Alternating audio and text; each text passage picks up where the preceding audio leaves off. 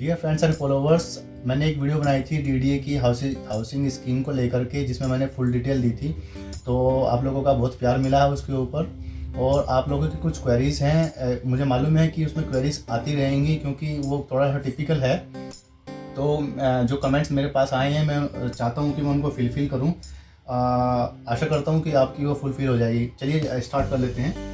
तो ये question and answer हैं जो लोगों ने पूछे हैं। सबसे पहला है फ़ीस के बारे में, और मेनली जो मेरे से क्वेश्चन पूछे गए हैं वो रिजर्व कैटेगरी के पूछे गए हैं और ईडब्ल्यूएस को रिगार्डिंग पूछे गए हैं। तो देखिए, फ़ीस जो है ना, सबसे पहले फ़ीस आपको जान लीजिए, 25,000 रुपये आपको ऑनलाइन पेमेंट करनी पड़ेगी ईडब्ल्यूएस के फ्लैट के लिए, ठीक है। दूसरी पॉइंट मैंने जो आपके क्वेश्चनों से आंसर में निकाला है वो ये है कि जो रिजर्व कैटेगरी में है, जैसे SC ST हैं, या आपके जो है फिजिकली हैंडीकैप्ड हैं, या वॉर विडोज़ हैं, या एक्स सर्विसमैन हैं, उनके लिए जो हैं। तो देखिए, SC ST में वो मेरे से एक क्वेश्चन वजह से पूछा गया कि हम लोग दोनों मियाँ बीवी जो हैं, हस्बैंड एंड वाइफ फॉर्म दे सकते हैं क्या? तो आप बिल्कुल दे सकते हैं, या तो आप सिंगल अलग अलग भर सकते हैं, ठीक है ना। और अगर आप वो नहीं कर सकते हैं तो ये मैं EWS के केस में फ़िलहाल बता रहा हूँ। तो आपको क्या है कि आप जॉइंट यानी कि मिलकर दोनों जो है वो फॉर्म सबमिट कर सकते हैं, लेकिन एप्लीकेंट उसमें वाइफ ही रहेगी। ये EWS के लिए है। और ये SC ST जो रिजर्व कैटेगरी हैं उनके लिए भी मैं बता रहा हूँ, वो जॉइंट एप्लीकेशन दे सकते हैं। लेकिन इसमें एक चीज़ का ध्यान रखिए, वो जो उसमें जॉइंट में जो होगा एप्लीकेंट के, वो आपकी फैमिली रिलेटिव में होना चाहिए। देखिए, मैंने यहाँ पे इसको मार्क किया फैमिली को। तो फैमिली जो DDA जो डिफाइन कर रहा है फैमिली को, वो डिफाइन करता है आपका husband, wife, father, mother, daughter, son, brother, sister, son in law, daughter in law, ये सारे आपकी फैमिली में आते हैं। तो आप इनमें से ये कर सकते हैं। लेकिन आप एक चीज़ का ध्यान रखिए, यहाँ पर खाली एप्लीकेशन के मोड में फैमिली को गिना जा रहा है हस्बैंड, वाइफ, मदर, फादर और सन एंड डॉटर। इसमें भी कुछ केसेस हैं, वो मैं आपको बताऊंगा। ये जो बाकी मैंने वो आप बताए हैं वो नीचे मैं आपको बताऊंगा। नीचे भी यहाँ पे आप देख सकते हैं। अगर वैसे इसमें साफ मेरी राइटिंग नहीं है थोड़ी, और मार्कर की भी प्रॉब्लम है। खैर, अपने पॉइंट पर आते हैं। तीसरा पॉइंट है, देखिए, दो तरीके के एप्लीकेंट इन्होंने बताए हैं। एक तो जो एलिजिबिलिटी है वो तो 18 ईयर्स की है, ठीक है। लेकिन देखिए, आप अगर 25 साल से नीचे हैं, तो मेरे पास क्वेश्चन भी आए हैं कि मैं मैरिड नहीं हूँ तो क्या मैं अप्लाई कर सकता हूँ क्या? आप कर सकते हैं, लेकिन आपकी एज 18 ईयर से अबव होनी चाहिए। तो मैं बात कर रहा था जिनकी 25 साल से नीचे की उम्र है। देखिए, उनके लिए जो एप्लीकेंट है वो प्लस स्पाउस यानी कि उसकी जो वाइफ है या उसका जो हस्बैंड है, प्लस चिल्ड्रन। अब देखिए, 25 साल से जो नीचे के हैं, अगर उनकी शादी हो गई है तो बच्चे छोटे छोटे से होंगे, स्वाभाविक सी बात है। लेकिन तो वो एक फैमिली है।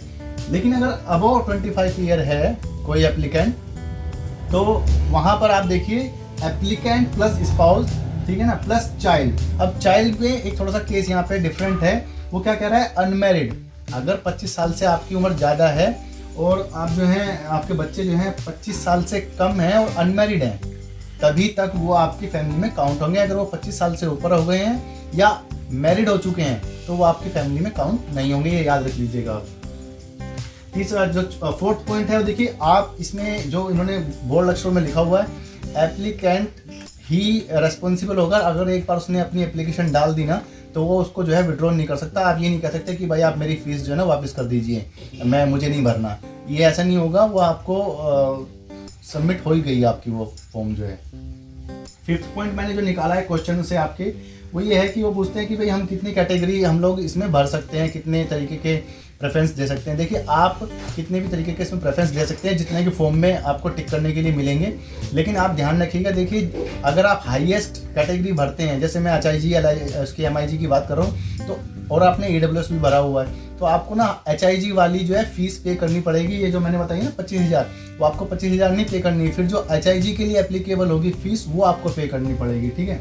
ये याद रखिएगा, क्योंकि आपकी एप्लीकेशन फिर वो हाईएस्ट वन के लिए मानी जाएगी। 6 पॉइंट है मनी का। इससे रिलेटेड एक बहुत ही अच्छा मेरे से क्वेश्चन पूछा था कि भाई मेरे को जो है ना मनी की पूरी डिटेल बताइए कि हम मनी का जो एडजस्टमेंट है, जो सेटलमेंट है, वो कैसे करेंगे, कैसे कैसे काम होगा। तो देखिए, सबसे पहले आपने फीस पे करनी है ऑनलाइन। सारा काम ऑनलाइन होगा, ये याद रखिए।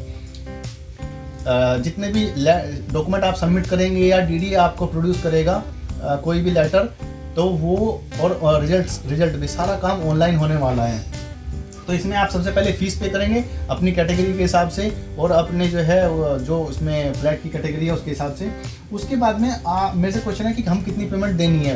देखिए, आपको फुल पेमेंट करनी पड़ेगी विदिन 3 मंथ। जब आपका ड्रॉ निकल जाता है, ठीक है, तो उस डेट से आपको पता लग गया कि आपका नाम आ गया, उस डेट से आपको 3 महीने के अंदर फुल कॉस्ट देनी पड़ेगी उस फ्लैट की, जो भी कैटेगरी का आपने भरा हुआ है। उसके बाद में देखिए, वो जो है आपको अलॉटमेंट और डिमांड लेटर जो है, डिमांड कम अलॉटमेंट लेटर जो है वो आपको 3 महीने पहले दे दिया जाएगा। जब आपको हैंडओवर करने वाला होगा साइट, उससे 3 महीने पहले आपको डिमांड कम अलॉटमेंट लेटर दे दिया जाएगा, तो आपको फुल पेमेंट वहाँ पे कर देनी है। अगर आप फुल पेमेंट नहीं करते हैं तो एक क्वेश्चन और आया था मेरे पास में, अगर नहीं होती है पार्शली कर सकते हैं कि, तो देखिए डीडी ने आपको +3 मंथ का और एडिशनल टाइम दिया है, लेकिन उसमें वो आपको 10% इंटरेस्ट, सिंपल इंटरेस्ट लगाएगा, याद रखिएगा। उस डेट से फॉर्म के आपका निकला, आपको लेटर मिल गया, लेटर से 3 महीने के अंदर आपने फुल पेमेंट करनी है अपने फ्लैट की। अगर आप वो नहीं कर पाते हैं तो और 3 मंथ आपको मिल जाते हैं, लेकिन उसमें आपको 10% सिंपल इंटरेस्ट एप्लीकेबल होगा, वो आपको पे करना पड़ेगा। उसके बाद हम बात कर लेते हैं फीस की। तो देखिए, फीस जो है, जो एप्लीकेशन फीस है वो आप किसी भी अकाउंट से पे कर सकते हैं, लेकिन जो फ्लैट की कॉस्ट होगी किसी भी कैटेगरी के, वो आप अलॉटमेंट जिसके नाम से हुआ है, जिसके नाम से फॉर्म भरा गया, उसका सेविंग अकाउंट होना चाहिए और उसी से ही आप लोग जो है पेमेंट करेंगे। तो यहाँ पर मैं बता रहा था कि जो फैमिली ऊपर मैंने बताई थी, यहाँ पर उसका जो अकाउंट अलॉटी का है या उसकी फैमिली का, तो फैमिली में जैसे कि मैंने पहले बताया था वो सारे आएंगे, उनके उससे भी आप लोग पेमेंट कर सकते हैं, लेकिन ऑनलाइन पेमेंट होगी, NEFT, RTGS वगैरह नेट बैंकिंग के थ्रू, ठीक है।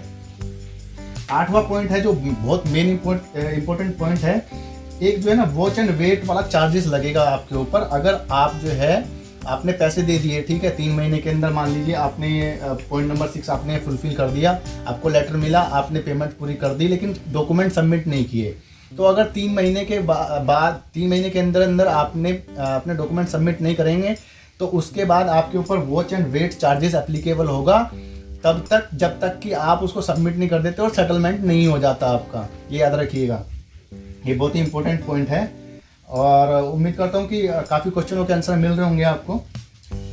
9वें पॉइंट की बात कर लेते हैं। EWS एप्लीकेंट के लिए एक मेन इंपॉर्टेंट पॉइंट है कि आप, अगर आपको अलॉटमेंट मिल जाती है और आपको पोजीशन भी मिल जाता है, तो आप याद रखिए जो EWS एप्लीकेंट हैं वो आने वाले उस डेट से, जिस दिन आपको पोजीशन हुआ है उससे 5 साल के बाद ही आप उसको सेल या ट्रांसफ़र कर सकते हैं। उसके अंदर आप लोग उसको सेल या ट्रांसफ़र नहीं कर सकते किसी के भी नाम पर। ये EWS के लिए एप्लीकेबल एक शर्त है। 10 पॉइंट हम देख लेते हैं। 10 पॉइंट ये मैंने खुद से लिखा है कि मैं आप लोगों को रिक्वेस्ट करता हूँ कि आप प्लीज़ साइट पे जाइए। मैं यहाँ पर एक पिक्चर दे दूंगा आपको, उनके कॉन्टैक्ट नंबर हैं, आप उनसे बात कीजिए। आपकी कोई भी क्वेरी है, ये ऑफिशियली डेजिग्नेटेड पर्सन है DDA के, ये आपको पूरी तरीके से बताएंगे, ठीक है ना। तो ये जो 10 पॉइंट मैंने लिखा है, ये मैं एक दरख्वास्त है आपसे, रिक्वेस्ट है, आप जाइए साइट को देखिए, लोकेलिटी देखिए। ऐसा ना हो कि आप जो है ना किसी की भी, जैसे मैं हूँ या कोई और वीडियो बनाते हैं इन्फॉर्मेशन बांटने के लिए, आप उनके बिहाफ पर आप जो है ना इस तरीके कर लें, you are only responsible for your fees, flat price और लोकेशन, ठीक है ना। आपको ही देखना है सारा कुछ। हम खाली जो ब्रोशर में जो चीज़ें लिखी हैं उनको हम खाली एक्सप्लेन करते हैं सिंपली, क्योंकि बहुत से लोग ऐसे हैं कि जो है ना पढ़ नहीं सकते हैं या उनको नहीं समझ में आती कुछ टेक्निकल टर्म्स जो हैं। उसके बाद देखिए पॉइंट नंबर हम देख लेते हैं, ये 12 जो फिजिकली हैंडीकैप्ड हैं उनके लिए देखिए बहुत ही अच्छी बात है इसमें। वो जो उनके जो अलॉटमेंट की जा रही है वो हायर परचेज बेसिस पे की जा रही है। इसका मतलब क्या हुआ, तो देखिए इसका मतलब ये होता है कि जो 25, जो मेरे से क्वेश्चन में पूछा था, जो फर्स्ट जो पेमेंट करनी पड़ेगी वो 25% of the cost of the flat. इसका मतलब ये होता है कि जितनी फ्लैट की कॉस्ट होगी उसका 25% आप जो है ना पहले दे सकते हैं। उसके बाद मंथली आपको इंस्टॉलमेंट भरनी पड़ेगी 15 साल तक के लिए, वो आपके ऊपर है, ठीक है, आप कितना करते हैं। दूसरा इसमें एक चीज़ और है कि 5% जो रिजर्व कैटेगरी थी, जो मैंने बताई, आप मेरी वीडियो देख लीजिए वो पुराने वाली, और जो 5% कैटेगरी के जो कैटेगरी उन्होंने बनाई है रिजर्व में, वो क्या उनको एक चीज़ दी गई है कि 5% का रिबेट भी दिया गया है, ठीक है। या तो 5% रिबेट होगा किस पे, कॉस्ट ऑफ द फ्लैट पे, या 1 लाख रुपए जो भी एप्लीकेबल होगा वो किया जाएगा। 1 लाख रुपए से ऊपर का आपको रिबेट नहीं मिलेगा, 50 नंबर पॉइंट देख लेते हैं। देखिए जो फिजिकली डिसेबल्ड है, जो दिव्यांग लोग हैं, उनके लिए एक चीज़ और बेनिफिट दी गई है इसमें, वो क्या कर सकते हैं, कैश डिपॉजिट कर सकते हैं। तो उम्मीद करता हूँ आपको आपकी कुछ क्वेरीज यहाँ पे सोल्व हो पाई होंगी। अगर आपकी फर्दर कोई क्वेरीज है तो प्लीज़ आप कमेंट बॉक्स में बताइए।